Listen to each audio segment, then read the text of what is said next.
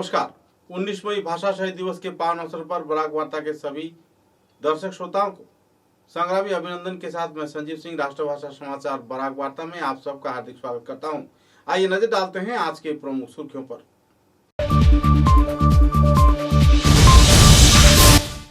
भाषा शहीद स्मरण समिति के कार्यकर्ताओं के उद्योग से बांग्ला भाषा आंदोलन के शहीद वीरेंद्र सूत्रधर के आवास गृह का किया गया निर्माण, सौंपा गया परिवार सदस्यों को।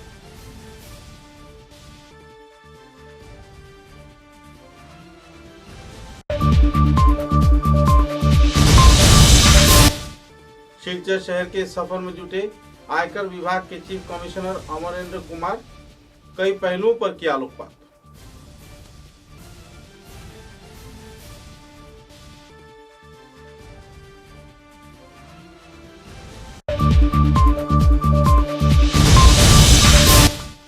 सिलचर शहर के दो जाने माने टेनिस खिलाड़ी क्रीड़ाविद शैवाल दत्तगुप्ता व आशीष जैन ने दार्जिलिंग में मास्टर्स टूर्नामेंट में वर्ल्ड मास्टर्स ITF 50 साल की उम्र में चैंपियन व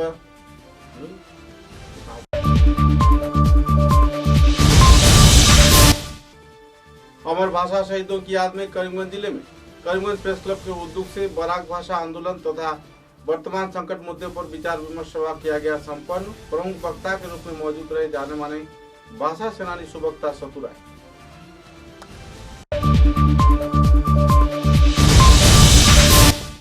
कचार पुलिस ने हाइलाकांदी रोड शिवाजी नगर क्षेत्र में छापा मारकर 39 लाख रुपए के साथ साथ कई सामान IPL जुआरियों से किया जब्त, 2 आरोपी गिरफ्तार।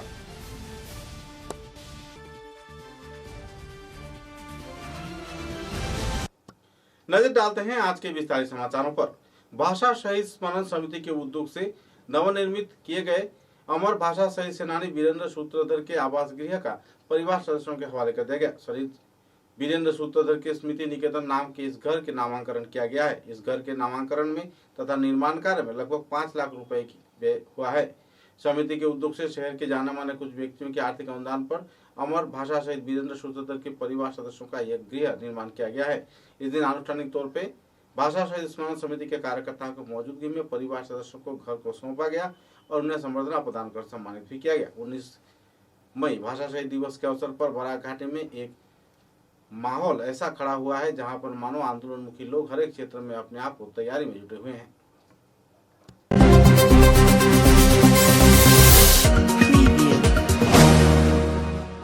ये शुरू करी আমি একটু অনুরোধ প্রথমেই মধুমিতা তীর কে বরণ করবেন আমাদের গৌরাঙ্গ চন্দ্র দেবনাথ এবং একই সঙ্গে মৌসুমে তুমি আসো একই সঙ্গে আমাদের নিহার দাকে একটু ফুল দিয়ে শ্রদ্ধা নিবেদন আমরা করতে চাই।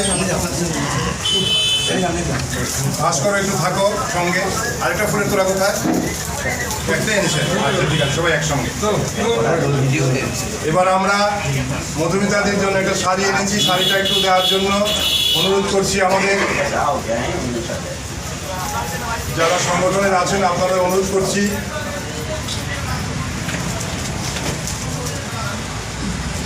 শাড়িটা গৌরাঙ্গদাই কালকে কিনেছেন, পছন্দ না হলেও বলুন পছন্দ হয়েছে।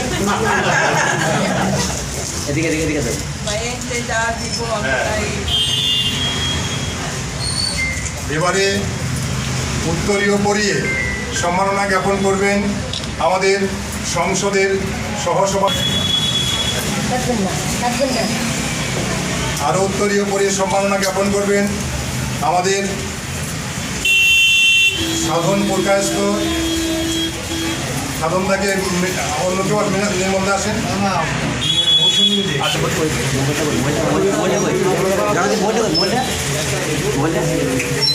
ঠিক আছে, এবারে শহীদ বীরেন্দ্র সূত্রধরের স্মৃতির প্রতি শ্রদ্ধা নিবেদন করে তার প্রতি আমরা একটা মরণোত্তর সম্মাননা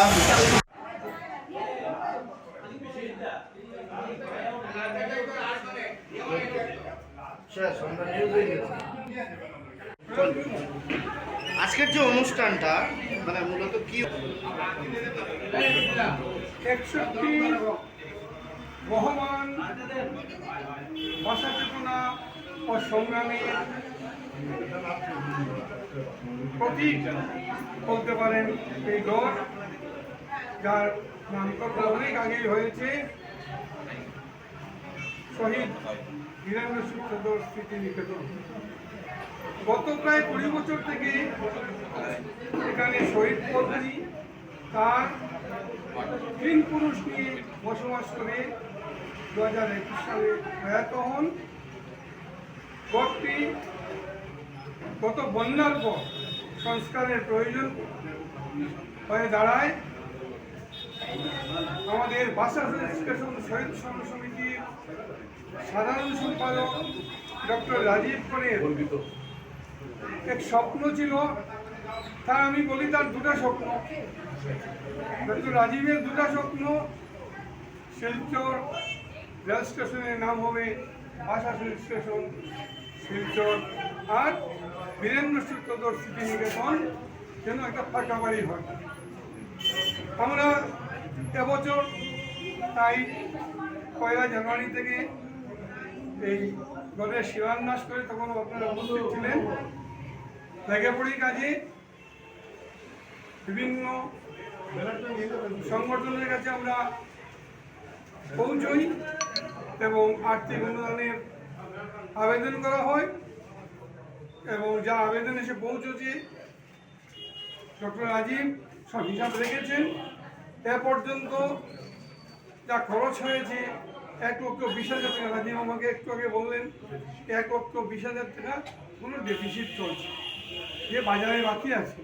যা হোক, গড়টি কিন্তু আমরা মে মাসে আগেই শেষ করে দিয়েছিলাম। এটা 19-এর জন্য রেখেছিলাম যাতে উন্মোচন করা যায়। আমরা জানুয়ারি থেকে এন্ড এপ্রিল কাজ শেষ হয়ে যায়। মে মাসে আমরা একটু অপেক্ষা করছিলাম যে 19-এর আগমনটা হোক, এবং তাই আজকে 18 মে আমরা 19-এর আগের দিন তথ্যা আনুষ্ঠানিকভাবে তাদের হাতে চাবি সঙ্গে দিলাম। মাননীয় বিধায়ক দীপায়ন চক্রবর্তী এর জন্য প্রথম অনুদান, এই ঘরের প্রথম আর্থিক অনুদান তিনি করেছেন। পরবর্তীতে ঘরের টাইলস লাগানো, আমরা টাইলসটা লাগাবো কিনা চিন্তা করছিলাম।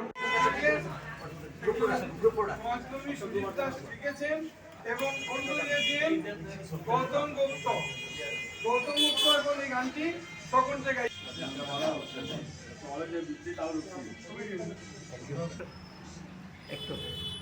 রেডি পাইবা, তুই সবগুলো পাইবা।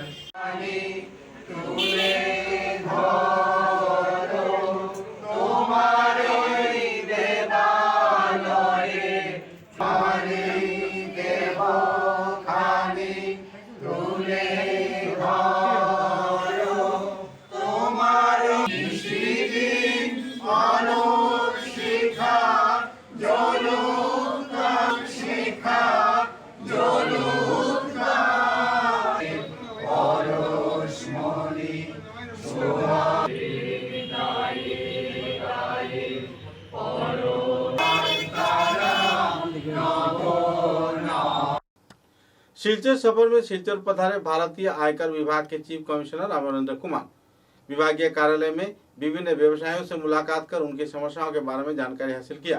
कर प्रदान के क्षेत्र में झेले जा रहे परेशानियों के बारे में व्यापारियों ने विस्तारित तथ्य उजागर किए। बाद में पत्रकारों के साथ बातचीत के दौरान आयकर विभाग के चीफ कमिश्नर अमरेंद्र कुमार ने विस्तारित तथ्य पत्रकारों के समक्ष उजागर किए और इस क्षेत्र में किसी भी प्रकार की सहयोग नहीं किए जाने का भी उन्होंने जानकारी दिया। हालांकि कर प्रदान के क्षेत्र में सभी स्तर के लोगों को हर एक क्षेत्र में सहयोग किया जाएगा और उनकी समस्याओं का समाधान भी किया जाएगा।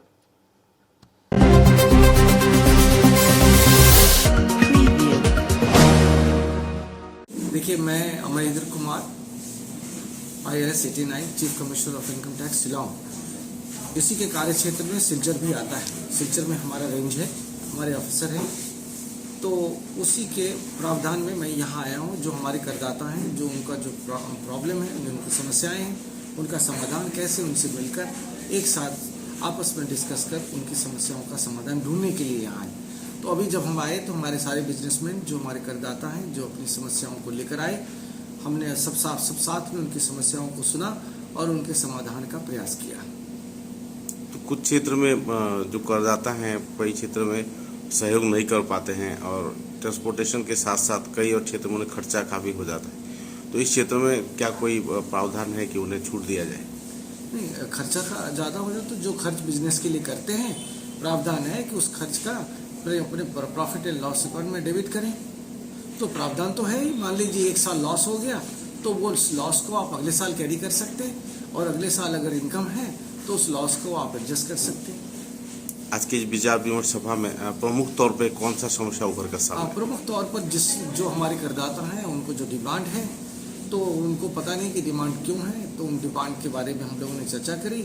और जो कुछ ऐसे करदाता थे जिनमें टैक्स क्रेडिट का समस्या थी, तो जैसे वो टैक्स पे करते हैं तो उनको क्रेडिट नहीं मिलता है, या प्रॉब्लम है तो उसमें उनको डिमांड हो जाता है या रिफंड की समस्या होती है।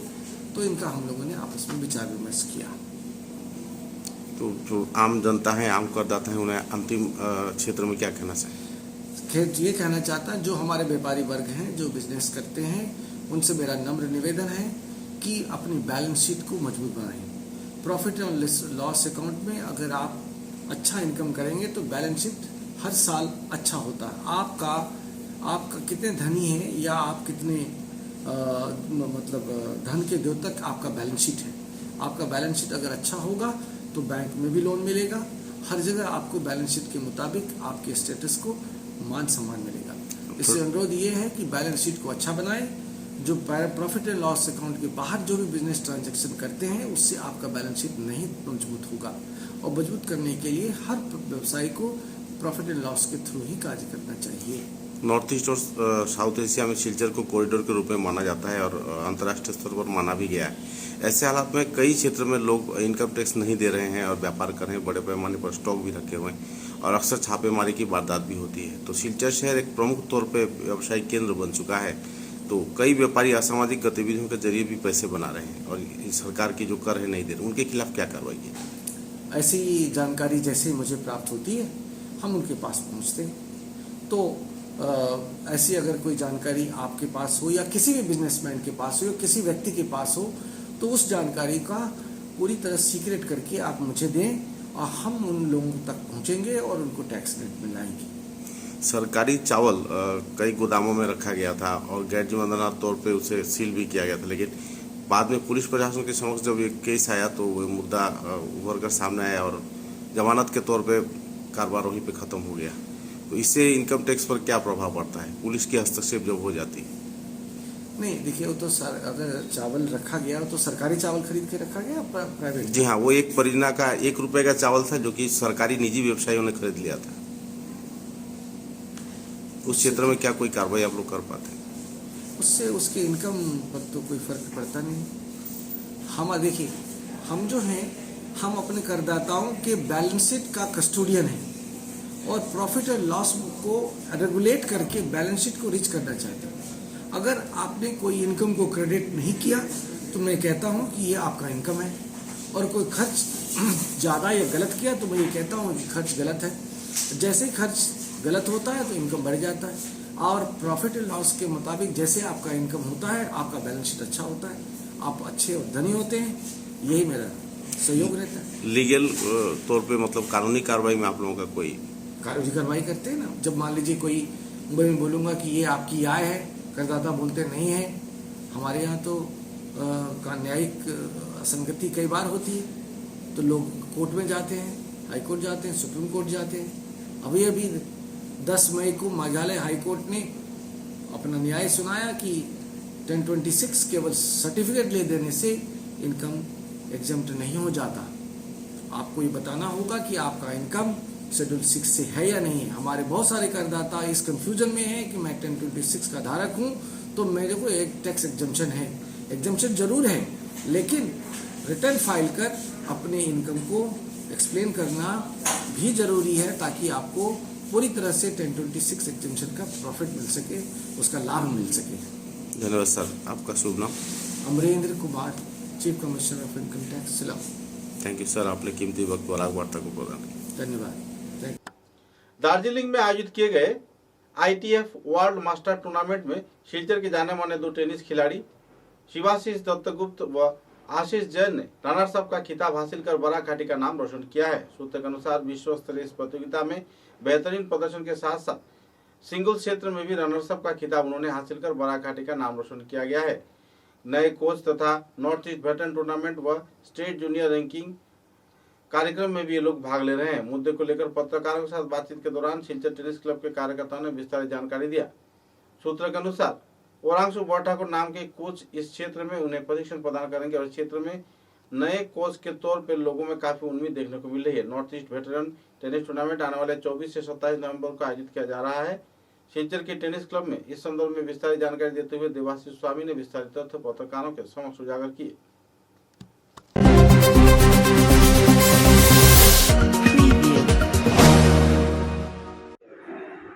তো ওকে আমরা আনছি, তো ও এসে এক সপ্তাহ ট্রায়ালটা একটা দেবে, আমরাও দেখবো, প্লাস ওর সাথে টার্মস অ্যান্ড কন্ডিশনের ব্যাপারটাও আছে। আমাদের ম্যানেজার কাম কোচ অন বয়সে আর কি হেল্প আস লট।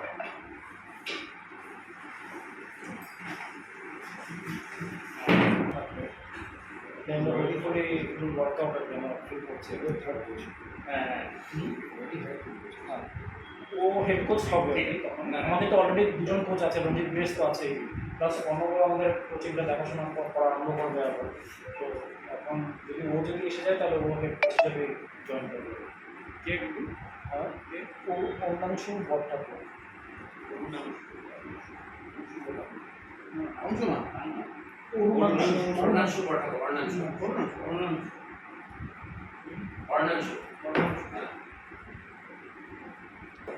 আর সাথে স্টেট র্যাঙ্কিং জুনিয়র টুর্নামেন্ট করবে। স্টেট জুনিয়র ওটাতে আন্ডার 16, আন্ডার 18, আন্ডার 14, আন্ডার 14, 16, 18 যেরকম কালোরা করছে আর কি, যেহেতু ওদের কোচ কম। কিন্তু বাইকের কন্ডিশন যা দেখেছি আর কি, আমার মানে সত্যি কথা আমরা অনেক জায়গায় ঘুরে দেখে নিয়েছি, কিন্তু আমাদের কোচে best biking condition, not even in West Bengal এরকম লাগছে। কারণ চোখে লাগে, মানে এরকম হঠাৎ করে তাকালে না, মানে অন্ধ হয়ে যাওয়া যায় আর কি, মানে কিছু দেখা যায় না। আর সবগুলো মানে ফোকাস লাইট তো মানে ভীষণ অসুবিধা হয়। আমাদের লাইটিং সিস্টেমটা সত্যিই ভালো। বাইরে গেলে ওইটাই দুঃখ হয় যে আমাদের এখানে বাচ্চারা বা প্লেয়ার্সরা আসে না, বা বেরোচ্ছে না। বাইরে কোনো ফ্যাসিলিটি নেই, কিন্তু বাচ্চারা খেলবার জন্য পাগল। এখন আমাদের এনরোলমেন্টস আছে 35-40, কিন্তু এরাও রেগুলার না, কারণ ওরা গিয়ে মানে কি বলে রোটেশন বেসিসে আর কি, আজকে খেলছে কালকে খেলছে। এনরোলমেন্টস তো অনেক বেশি আছে, কিন্তু রেগুলার যারা আসে আর কি 35-40, এও আবার টিউশন আজকে 3 দিন খেলি। গ্রাউন্ড ফ্যাসিলিটি যা আছে এরকম ফ্যাসিলিটিস কিন্তু কোথাও নেই। আন্ডার 18 আমরা বলবো তো দুইটি, একটা স্টেট চ্যাম্পিয়নশিপ, হ্যাঁ, আর সাথে নর্থ ইস্ট ভেটারান্স টুর্নামেন্ট। আজকে আমরা এই প্রেস ক্লাবটা দেখেছি দুটো কারণে। একটা হলো যে রিসেন্টলি দুজন মেম্বার রিসেন্টলি ভালো পারফরমেন্স করেছে। দ্যাট ইজ দ্য ফাইনালস 50+ ভেটারেন্সে ওরা ফাইনালিস্ট হয়েছে, ডাবলসে আর সিঙ্গলসে। সেটা আমাদের দুজনের মধ্যে একজনকে প্রেজেন্ট আছে, শিবাশী বৈদ্যুত, ও এই ডিটেলস আরও আপনাদের বলবে। আরেকটা ব্যাপার আছে আমাদের কোচিং থ্যারাপি, সেটা আমরা পরে সেকেন্ড ইয়েতে আসছি। তো আমি এখন শিবাশী বলবো আমাদের টুর্নামেন্ট সম্বন্ধে। আরেকজন প্লেয়ার ছিল আশিস জেন, ওর কিছু পার্সোনাল ফ্যামিলি এনগেজমেন্টের জন্য ও টুর্নামেন্টটা দার্জিলিংয়ে হয় ওয়েস্ট বেঙ্গলে, সেটা থেকে কোটা আমরা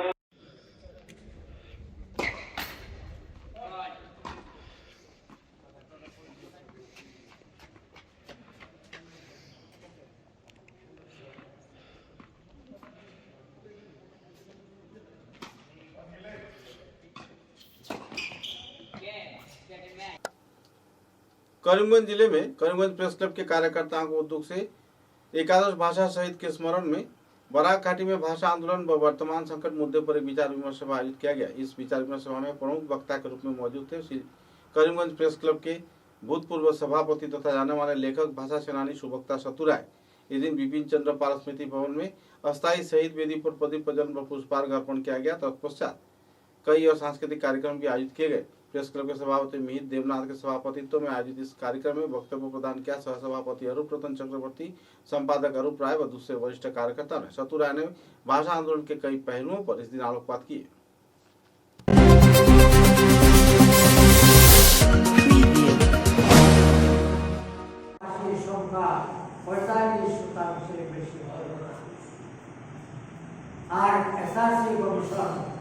ঘোষণা করেছিল, রাজ্য পুনর্গঠন কমিশন ঘোষণা করেছিল যে একটা ভাষাভাষীর লোককে যদি রাজ্য ভাষা হতে হয় তাহলে তাকে 70% হতে হবে, 45% হলো না।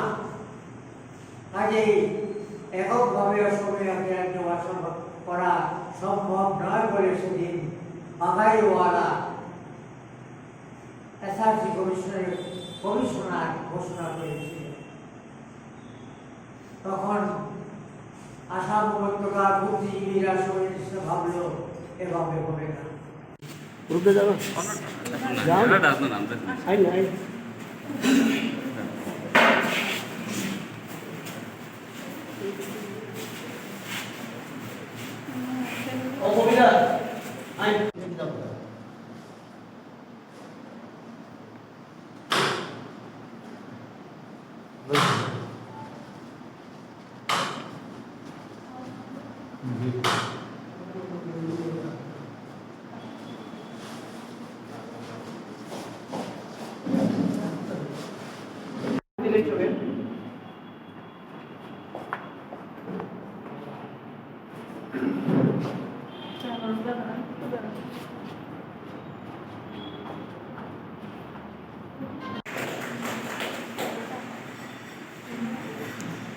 এবং অন্যান্য যারা বরাক উপত্যকার বুদ্ধিজীবী তারা দেখলেন যে এই প্রথম স্বাধীনতার উৎসাহে বাঙালি বিদ্বেষ সরকারি অনুমোদন লাভ করেছে। বাঙালি বিদ্বেষ এই অসম রাজ্যে সরকারি অনুমোদন লাভ করল।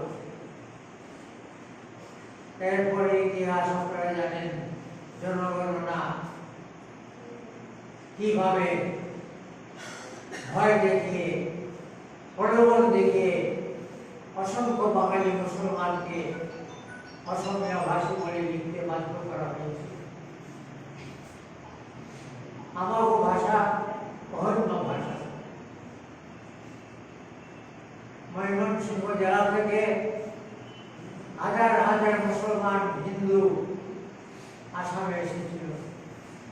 হলো তোমাদের জমি দেওয়া হবে, তোমাদের জায়গা দেওয়া হবে, তোমাদের ছেলে মেয়েদের উচ্চশিক্ষা দেওয়া হবে।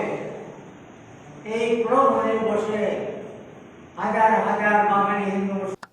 करीमगंज भांगा उच्चतर माध्यमिक विद्यालय के प्रधान शिक्षक असरुद्दीन के ऊपर 8वीं कक्षा की एक छात्रा की बलात्कार किए जाने के प्रयास का आरोप लगाया गया है। मुद्दे को लेकर आवासीय क्षेत्र में क्षोभ की स्थिति बनी हुई है। थाने में एक एफआईआर दर्ज किया गया है। भांगा थाने में एफआईआर दर्ज किए जाने के बाद विक्षुब्ध लोगों ने जल्द से जल्द अध्यक्ष की गिरफ्तारी की मांग को लेकर हड़ताल कार्यक्रम पर उतर आए। लोगों में काफी क्षोभ की स्थिति देखने को मिली। पुलिस प्रशासन कार्रवाई पर उतरते हुए आरोपी को गिरफ्तार भी किया। बहरहाल इस संदर्भ में कोई अहम जानकारी नहीं मिली है, लेकिन सूत्र के अनुसार बलात्कार के आरोप पर एफआईआर थाने में दर्ज किया गया है। परिवार सदस्यों की ओर से ये आरोप थाने में एफआईआर के रूप में दर्ज किया गया।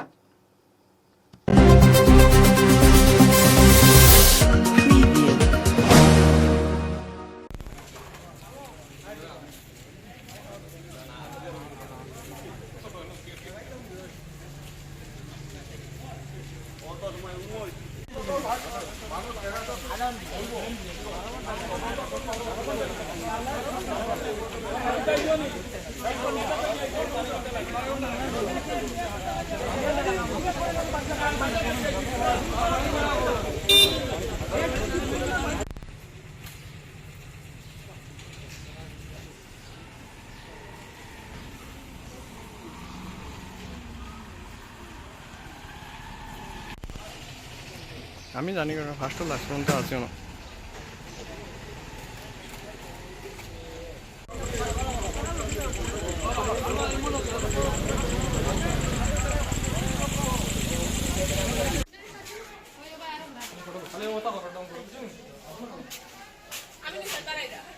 আমি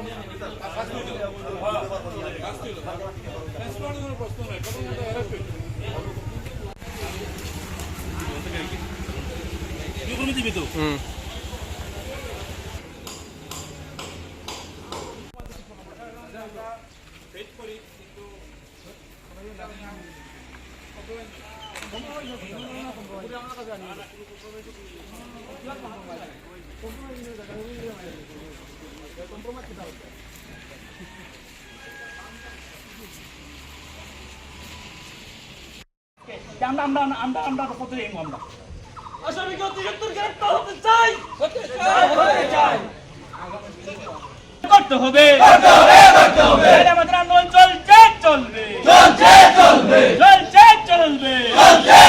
বাংলা হাই সেকেন্ডারি প্রধান অধ্যক্ষ আসাদুদ্দিনকে অবিলম্বে গ্রেফতার করতে হবে,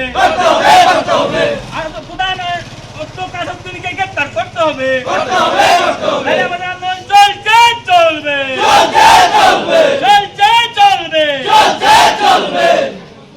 বাংলা হাই স্কুলের প্রিন্সিপাল নাম আসাদুদ্দিন, উনি ওনার স্কুলেরই ক্লাস 6-এর একটি নাবালিকা ছাত্রীকে রেপ করার কোশিশ করেছে। এটা একটা দুর্ভাগ্যজনক নয়, এটা একটা ধিক্কারজনক নয়, এটা একটা ন্যাক্কারজনক ঘটনা। একটা স্কুলের প্রিন্সিপাল হয়ে ও কীভাবে একটি ছাত্রীকে এইভাবে ধর্ষণ করার চেষ্টা করলো। এই প্রিন্সিপালের এগেনস্টে অনেক কমপ্লেন আছে। ও আগেও এই বাংলা এলাকারই আরও 5-6 জন ছাত্রীর সঙ্গে এরকম দুর্ব্যবহার করেছে। তারপর সামাজিকভাবে একটা শাস্তির সম্মুখীন হতে হয়েছিল, কিন্তু এই লম্পট শিক্ষক নিজেকে শুধরায়নি। আজ আবার সেম কাজ করেছে। এই কাজের বিরুদ্ধে যদি সঠিক তদন্ত হয়ে এই টিচারকে যদি এই স্কুল থেকে চাকরির থেকে বরখাস্ত করা না হয়, তাহলে এই সমাজ আমরা বসে থাকবো না। এবং যদি এর বিহিত ব্যবস্থা না হয়, তাহলে একটা বৃহত্তর আন্দোলন হবে। এই আন্দোলনে যদি ল অ্যান্ড অর্ডার ব্রেক হয়, এর জন্য পুরোপুরি আসাম সরকার দায়ী থাকবে। समाचारों में लेते हैं एक छोटा सा विराम। বরাক উপত্যকার নাগরিকদের জন্য সোনা ও হীরের গহনার অত্যাধুনিক ডিজাইনের অলংকারের ভান্ডার নিয়ে এলো মায়া জুয়েলার্স, নরসিংতলা, শিলচর। শিলচর নরসিংতলা মায়া জুয়েলার্স প্রতিষ্ঠানে 17 এপ্রিল থেকে 20 এপ্রিল পর্যন্ত চলবে অত্যাধুনিক ডিজাইনের গহনার রকমারি সোনা ও হিরে জোড়ানো গহনার অলংকার প্রদর্শনী। 10 গ্রামের উপর সোনা কিনলে থাকছে 30% মেকিং চার্জের উপর ছাড়। সেই সঙ্গে হীরের গহনার কেনাকাটায় থাকছে 5% ছাড়। এছাড়াও থাকছে পুরাতন সোনার বদলে মূল্যায়নের মাধ্যমে নতুন সোনার গহনা প্রদান করার সুবিধা। মায়া জুয়েলার্সে কেনাকাটা করলে গ্রাহকদের জন্য থাকছে বাম্পার অফার। মায়া জুয়েলার্সে কেনাকাটা করলে গ্রাহকদের জন্য থাকছে বাম্পার অফার।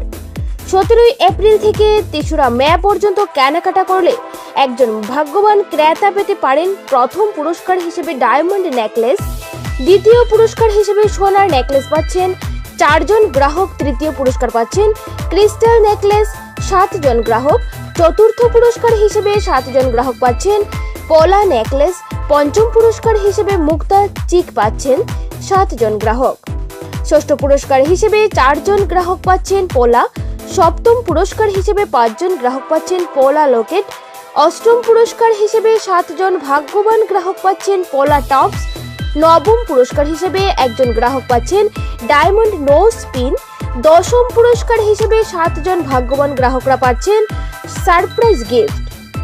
গহনা কেনার জন্য আজই সপরিবারে পদার্পণ করুন মায়া জুয়েলার্স, नरसिंहतला, শিলচর। প্রোপাইটার সুনীল চন্দ্র বণিক। समाचारों के अगले चरण में असम के मुख्यमंत्री हिमंत बिश्व शर्मा के अध्यादेश को कार्रवाई पर नहीं लाने का आरोप लगाया है बीडीएफ कार्यकर्ता ने। असम के मुख्यमंत्री हिमंत बिश्व शर्मा ने कहा है कि बोडोलैंड में बोडो भाषा, असम में असमिया भाषा तथा बराकाटी में बांग्ला भाषा को सरकारी कामकाज में इस्तेमाल किया जाए, लेकिन विभागीय वरिष्ठ कार्यकर्तागण तथा प्रशासनिक अधिकारीगण इस संदर्भ में कोई अहम कदम नहीं उठाते और हर प्रकार के सरकारी काम FIR से लेकर हर एक क्षेत्र के कार्य असमिया भाषा में होता है। मुद्दे को लेकर बीडीएफ कार्यकर्ताओं ने तीव्र प्रतिक्रिया व्यक्त किया और मुख्यमंत्री के आदेश उल्लंघन किए जाने का कछार जिले के प्रशासनिक तथा बराकाटी के प्रशासनिक कार्यकर्ताओं पर आरोप भी लगाया।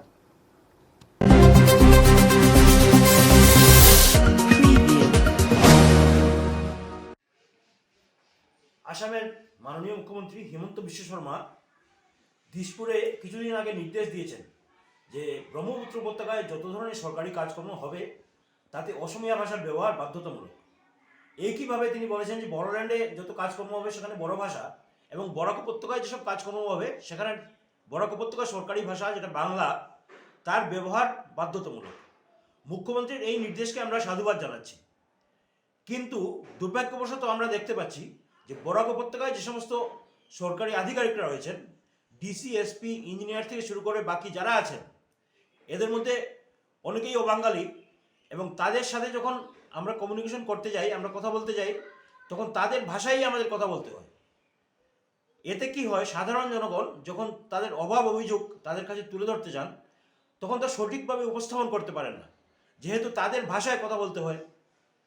তো এই জিনিসটা আমরা দেখতে পাচ্ছি যে ওরা কিন্তু বাংলায় কথা বলেন না বা বাংলায় কথা বলার চেষ্টাও করেন না। এই কিভাবে দেখতে পাই যে বরাকের যত পুলিশ স্টেশন আছে, যত থানা আছে, সেখানকার অধিকাংশই আধিকারিক যারা আছেন তারা অবাঙালি। তারাও কিন্তু যখন সাধারণ মানুষের সঙ্গে কথাবার্তা বলতে যান তাদের ভাষায় কথা বলেন।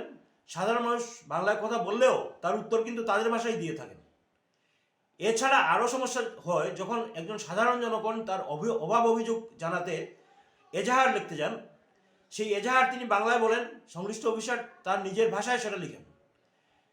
এই যে লেখা হয়, এতে কি হয়, এখানে যদি কোনো কমিউনিকেশন ঠিক না হয়, কোনো ইনফরমেশন ঠিক না থাকে, সেটা যে অভিযোগ করছেন তিনি বুঝতে পারেন না, কারণ যে ভাষায় লেখা হচ্ছে সেই ভাষা সম্বন্ধে তিনি দক্ষ নন। এর প্রভাব ভবিষ্যতে যখন মামলা হয় জিনিসটা, তাতে মারাত্মক প্রভাব পড়তে পারে, এবং সেরকম উদাহরণও দেখা গেছে। আমরা জানি যে সরকারি এরকম নির্দেশ রয়েছে যে ডিসি, ওসপি থেকে শুরু করে থানায় যে সমস্ত অধিকারিকরা আছেন তারা যখনই যে জেলায় নিয়োগপ্রাপ্ত হবেন, এটা সরকারি নির্দেশ যে সেখানকার স্থানীয় ভাষা এবং সংস্কৃতি সম্বন্ধে তাদের ওয়াকিবহাল হতে হবে, 6 মাসের মধ্যে সেগুলোকে আয়ত্ত করতে হবে। কিন্তু দুর্ভাগ্যবশত আমরা দেখতে পাই যে বরাকের কোনো আধিকারিকদের ক্ষেত্রে সেটা প্রয়োগ হয় না। আমরা বিডিএফের তরফ থেকে এই জন্য এবার বলতে চাই যে সমস্ত আধিকারিকরা এখানে বদলি হয়ে এসছেন বা নিয়োগ হয়ে এসছেন, তারা যাতে এই ব্যাপারটি সম্বন্ধে ওয়াকিবহাল হন, বাংলা ভাষা সম্বন্ধে ওয়াকিবহাল হন, এবং স্থানীয় কথাবার্তা যখন বলবেন তখন বাংলাই বলবেন। যদি তারা সেটা আয়ত্ত করতে না পারেন, যদি তাদের অসুবিধা থাকে, তাহলে আমরা বলবো যে আপনারা এই जगह থেকে। कछार पुलिस ने खुफिया सूचना के आधार पर हैलाकांदी रोड क्षेत्र में स्थित शिवाजी नगर क्षेत्र में छापा मारकर आईपीएल के काले व्यापार से जुड़े 2 लोगों को गिरफ्तार किया है। दोनों पकड़े गए लोगों के नाम गौतम राय व रूपम मोदक बताया जा रहा है। इनके पास से नकद 39 लाख रुपए, करीब 8 मोबाइल व दूसरे कई सामग्री, लैपटॉप भी जब्त किए गए हैं।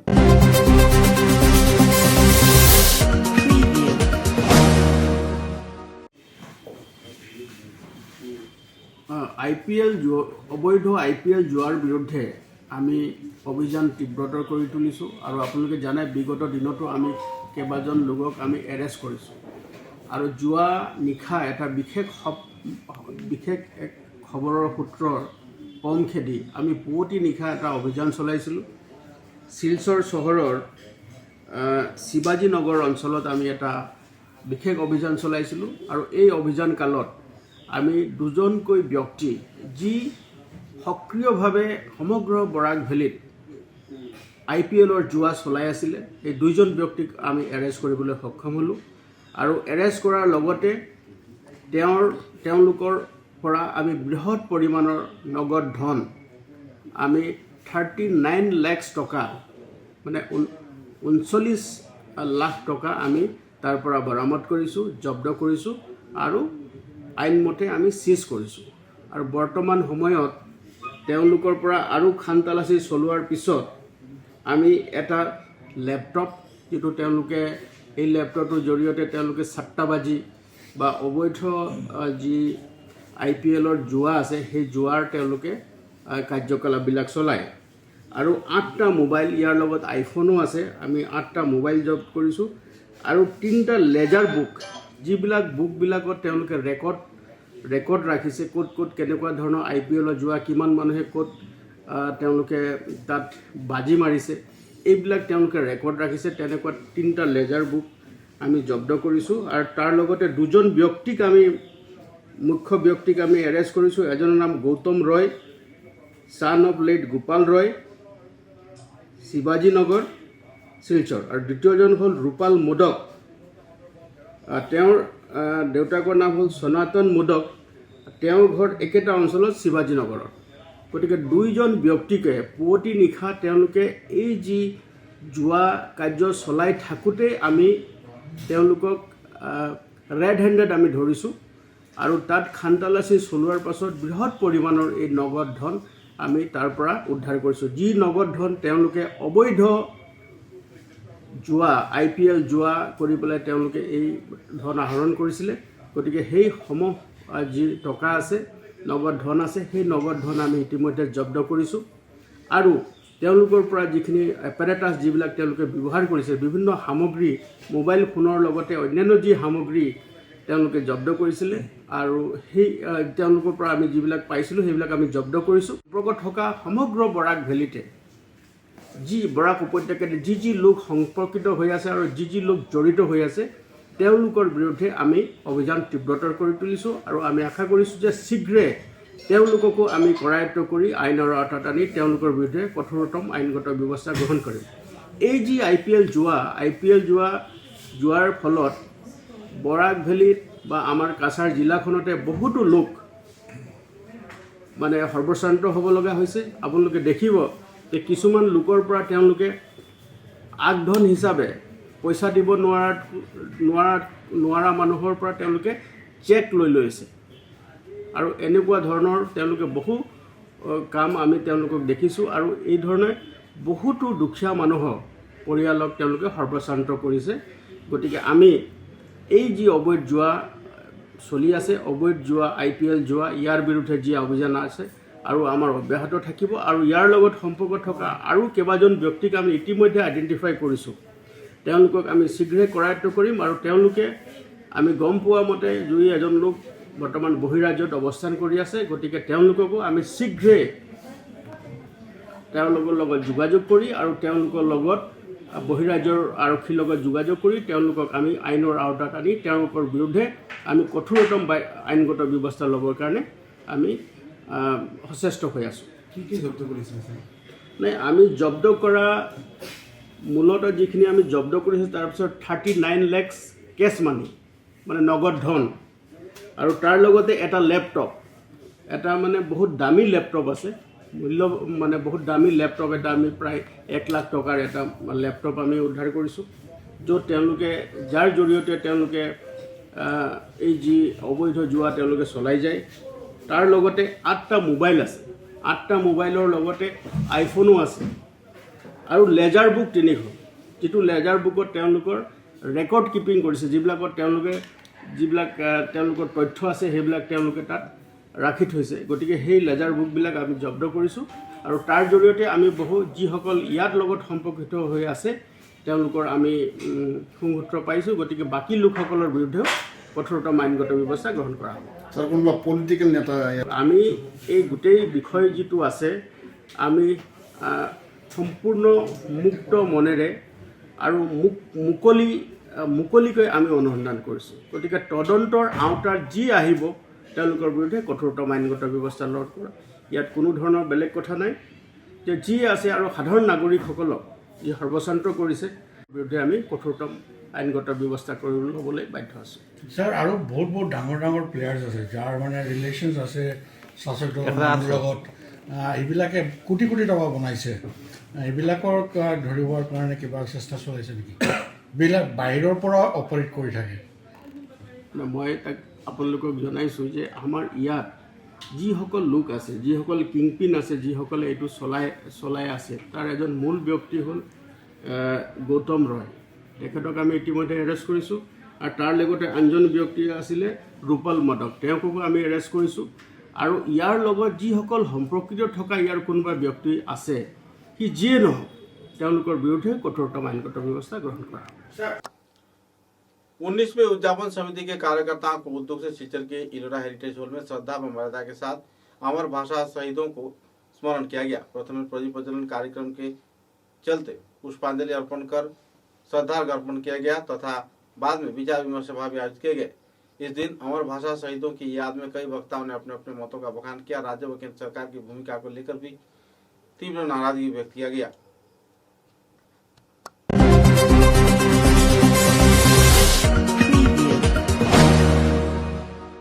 শুরু করি।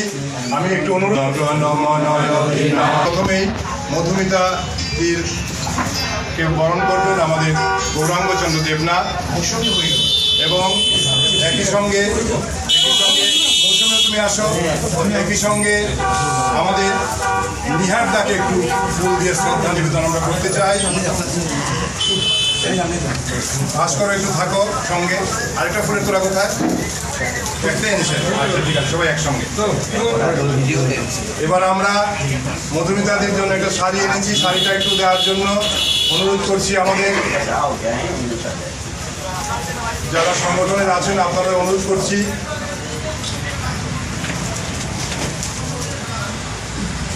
শাড়িটা গৌরাঙ্গদাই কালকে কিনেছেন, পছন্দ না হলেও বলুন পছন্দ হয়েছে।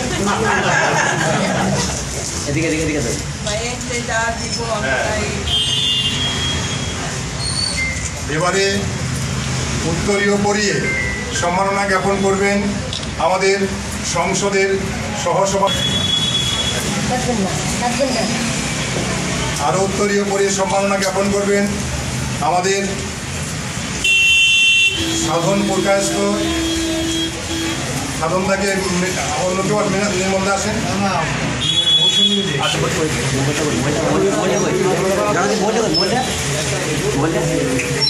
ঠিক আছে। এবারে শহীদ বীরেন্দ্র সূত্রধরের স্মৃতির প্রতি শ্রদ্ধা নিবেদন করে তার প্রতি আমরা একটা মরণোত্তর সম্মাননা এবং এই ভাষার প্রশ্নে আজকে আমরা প্রত্যাশা, সংস্কৃতির উপর আক্রমণ এবং আমাদেরকে নিজস্ব ভাষাকে ভুলিয়ে দেওয়ার একটা চক্রান্ত। সব জায়গাতেই অন্যান্য ভাষা, যদিও বরাক উপত্যকা 19 মে 1961 পরে আন্দোলনের পরে কেন্দ্রীয় সরকারের মধ্যস্থতা আসামের তৃতীয় ভাষা ফর্মুলা চালু হয় এবং বরাক উপত্যকার সরকারি ভাষা বাংলা, কিন্তু বাস্তবে আমরা তার কোনো ইয়ে দেখি না।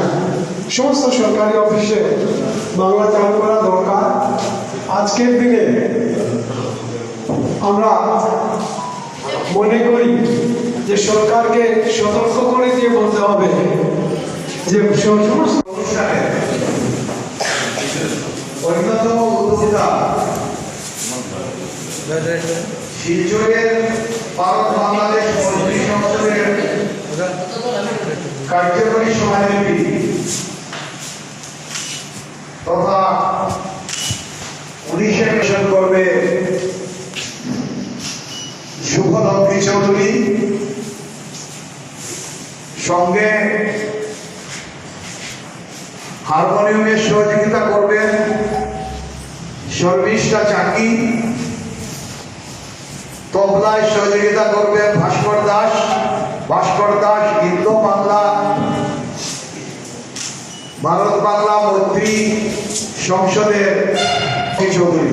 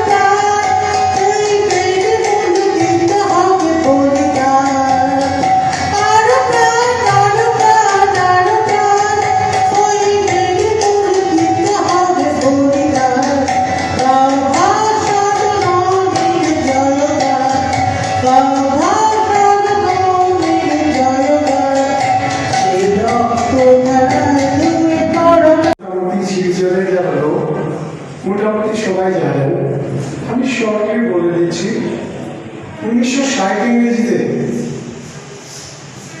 আসাম সরকার একটা ভাষা সার্কুলার দেয় যে আসামে সমস্ত শিক্ষার মাধ্যম অসমীয়া এবং বাধ্যতামূলক করে দেয়। এর বিরুদ্ধে তৎকালীন বরাক উপত্যকা জাতি ধর্ম বর্ণ নির্বিশেষে সমস্ত ভাষাভাষী মানুষ প্রতিবাদে ফেটে পড়েন। চতুর্দিকে আন্দোলন হয় এবং এই আন্দোলন ধীরে ধীরে বরাকভেলি থেকে সমস্ত আসাম ছড়িয়ে পড়ে এবং উত্তর পূর্বাঞ্চলের বিভিন্ন জায়গায় আন্দোলন সংগঠিত হয়।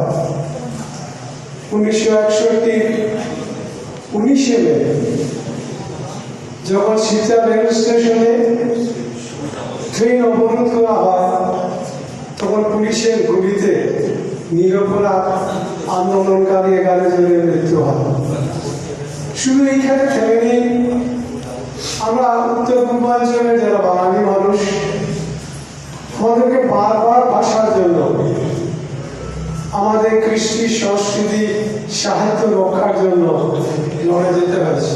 আমরা 1986 ইংরেজিতেও হারিয়েছি, 92 ইংরেজিতে হারিয়েছি, আমরা 1961 11 জন পর পর আরো লোককে আমরা হারিয়েছি এই ভাষার জন্য। এবং আমরা মনে করি 19 আমাদের কাছে। छात्र संगठन AIDSO के कार्यकर्ताओं के उद्योग से शिलचर शहर की विभिन्न स्कूल में छात्र छात्राओं के बीच जागरूकता फैलाने के साथ साथ 19वीं भाषा शहीद दिवस पालन किए जाने के लिए प्रेरित किया गया। हर एक स्कूल में पहुंचकर संगठन कार्यकर्ताओं ने छात्र छात्राओं को प्रेरित किया। साथ ही दिल्ली में चल रहे धरना व विक्षोभ कार्यसूची को लेकर भी शिलचर के खुदराम बोस प्रतिमूर्ति के नीचे विक्षोभ कार्यसूची पालन किया गया। सूत्र के अनुसार कुश्तीगीरों की अनशन तथा धर्मघट कार्यक्रम को लेकर तथा अपराधी की गिरफ्तारी की मांग को लेकर यौन निपीड़न से जुड़े आपराधिक गतियों से जुड़े कुश्तीगीरों को जल्द से जल्द कानूनी हिरासत में ले जाने की मांग पर दिल्ली में हड़ताल व धर्मघट कार्यक्रम आयोजित किया जा रहा है, जिसके चलते कछार जिले में भी इसका प्रभाव देखने को मिला है। खुदराम बोस प्रतिमूर्ति के नीचे कई वामपंथी संगठन के कार्यकर्ताओं ने जल्द से जल्द ब्रिजभूषण सिंह की अपराधी के तौर पर साबित कर उन्हें गिरफ्तार किए जाने का मांग किया जा रहा है और शिलचर में भी विक्षोभ कार्यक्रम आयोजित किया गया।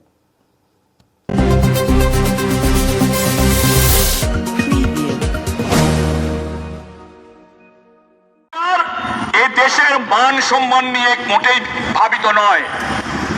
আপনি সরকারের বিরুদ্ধে কোনো সমালোচনা করলে আপনাকে দেশদ্রোহী আখ্যা দিয়ে আপনাকে জেলে ভরবে। এই ধরনের কয়েক হাজার মানুষ এখন জেল খাচ্ছেন বিনা বিচারে।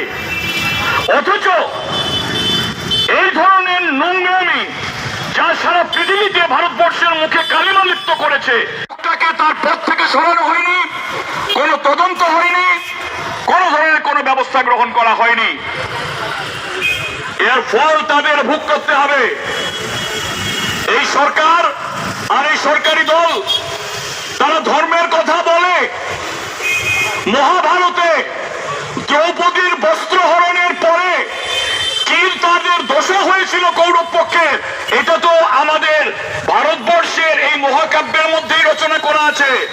আমার মনে হয় বর্তমানের এই সরকার সেই ধরনের পরিণতির জন্য অপেক্ষা করুন। আজকে দেশের মহিলাদের ইজ্জত যাচ্ছে, সরকারের কোনো মাথা ব্যথা নেই। প্রধানমন্ত্রী তিনি মন কি বাত বলেন, তার মনের মধ্যে এই তাদের সংস্থার একজন কর্তার বিরুদ্ধে যৌন হয়রানির অভিযোগ করেছে এবং এদের মধ্যে একজন নাবালিকাও আছেন। এই অভিযোগের কোন এফআইআর পুলিশ, দিল্লি পুলিশ নিতে অস্বীকার করে। আমরা আজ এখানে দাঁড়িয়ে বলছি যে মল্লযুদ্ধরা আপনারা আন্দোলন চালিয়ে যান, ভারতবর্ষের মানুষ আপনাদের সাথে আছে। এখানকার শিলচরের মানুষদেরকে মহিলা কুস্তিগীরদের উপর বিজেপি সাংসদ নির্যাতনকারী ব্রিজভূষণ সিংকে গ্রেফতার করতে হবে। এই বিজেপি সাংসদকে যৌন নির্যাতনকারীকে গ্রেফতার করতে হবে। ইনকলাব জিন্দাবাদ। মহিলা কুস্তিগিরের উপর নির্যাতনকারী বিজেপি সাংসদ ব্রিজভূষণ সিংকে অবিলম্বে গ্রেপ্তার করতে হবে। এই ব্রিজভূষণ সিংকে গ্রেপ্তার করতে হবে। ইনকলাব জিন্দাবাদ। এসএফআই, ডিওয়াইএফআই, মহিলা সমিতি, কৃষক সভা, সিআইটিও জিন্দাবাদ। এই মহিলা কুস্তিগিরদের উপর নির্যাতনকারী ব্রিজভূষণ সিংকে অবিলম্বে গ্রেপ্তার করতে হবে। এই যৌন নির্যাতনকারী বিজেপি সাংসদ ব্রিজভূষণ সিংকে অবিলম্বে গ্রেপ্তার করতে হবে। পুলিশ বাহিনী, তারা কেন্দ্রীয় সরকারের যে পুলিশ আছে তারা কিন্তু এই দোষীদের গ্রেপ্তার করেনি, তাদের শাস্তির জন্য কোনো বিকল্প ব্যবস্থা নেয়নি। তাহলে কেন এত নারী নির্যাতনের সংখ্যা বাড়ছে? এই যে ভারতীয় কুস্তিগিররা যারা এতদিন ধরে এই দিল্লির যন্তর মন্তরে তারা আন্দোলনের মধ্যে আছেন, তাদেরকে বিভিন্ন সংগঠন সমর্থন জানিয়েছে, কিন্তু এখনো পর্যন্ত কেন এই বিজেপির সাংসদ এবং মন্ত্রীকে এখনো পর্যন্ত কেন গ্রেপ্তার করা হয়নি? সেই প্রশ্ন রয়ে গেছে এখনো। তারা কেন টাল বাহানা করছেন, গ্রেপ্তার কেন করছেন না? এই বিষয়বস্তু শুধু আমাদের আন্দোলন কর্মসূচির মধ্য দিয়ে শেষ করলে হবে না। এই বিষয়বস্তুগুলি সাধারণ মানুষের কাছে পান, তাদেরকে গ্রেপ্তার করা হয়, তাদের সাংসদ পদ বাতিল হয়, তাদের মন্ত্রিত্ব পদ বাতিল হয়। এই দাবিতে আমরা আরো বৃহৎ আন্দোলন আগামী দিনে গড়ে তুলতে হবে এবং সাধারণ মানুষ যারা রাজনৈতিকভাবে অবগত নন তাদেরকেও রাজনৈতিকভাবে অবগত আমাদের করতে হবে। এই বলে আমি আমার বক্তব্য শেষ করছি। समाचारों के अंत में बराक वार्ता की सुर्खियां एक बार फिर। भाषा शहीद स्मरण समिति के कार्यकर्ताओं के उद्योग से बांग्ला भाषा आंदोलन के शहीद वीरेंद्र सूत्रधर के आवास गृह का किया गया निर्माण, सौंपा गया परिवार सदस्यों को।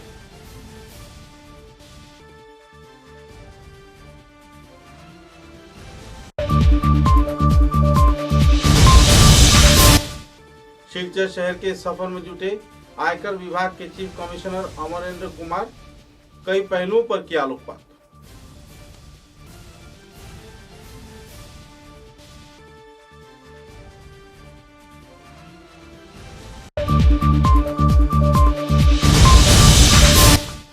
सिलचर शहर के दो जाने माने टेनिस खिलाड़ी क्रीड़ाविद सहवाल दत्तगुप्त व आशीष जैन ने दार्जिलिंग में मास्टर्स टूर्नामेंट में वर्ल्ड मास्टर्स ITF 50 साल की उम्र में चैंपियन व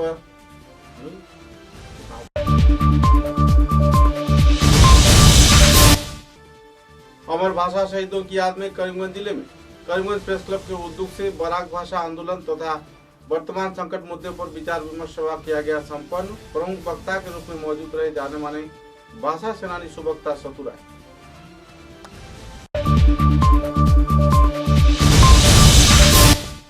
कचार पुलिस ने हाइलाकांदी रोड शिवाजी नगर क्षेत्र में छापा मारकर 39 लाख रुपए के साथ साथ कई सामान IPL जुआरियों से किया जब्त, 2 आरोपी गिरफ्तार।